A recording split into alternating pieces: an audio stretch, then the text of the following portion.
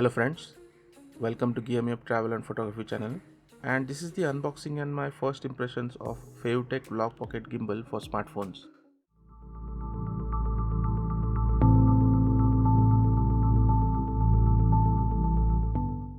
I primarily shoot my videos with my Canon G7X Mark II, but in certain situations, I find my smartphone to be the best option in terms of portability and convenience. My LG V30 Plus is capable of shooting 10-bit video at 52 Mbps, and it can also shoot in log format for greater flexibility in post-production. The only hiccup I found with it is the handheld stability.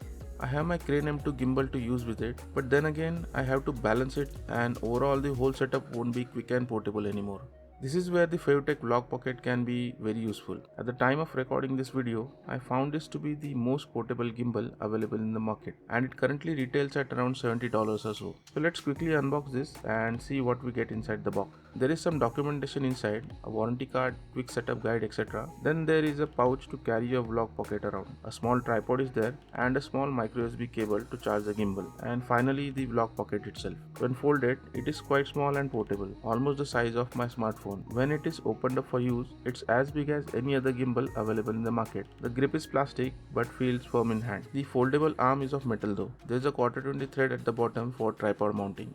The tripod is also plastic, but that's what you get at this price point. For size comparison, this is the Zhiyun Crane M2 side by side with the Feutech Vlog Pocket. When closed, the Vlog Pocket is almost half the size of the Zhiyun Crane M2, but when opened, it's almost the same height. Now, both of them are different in terms of capabilities and also the pricing, but this is just a size comparison. The most important feature of Vlog Pocket is that you don't have to spend time balancing your smartphone. Just adjust your smartphone in the center and you are good to go.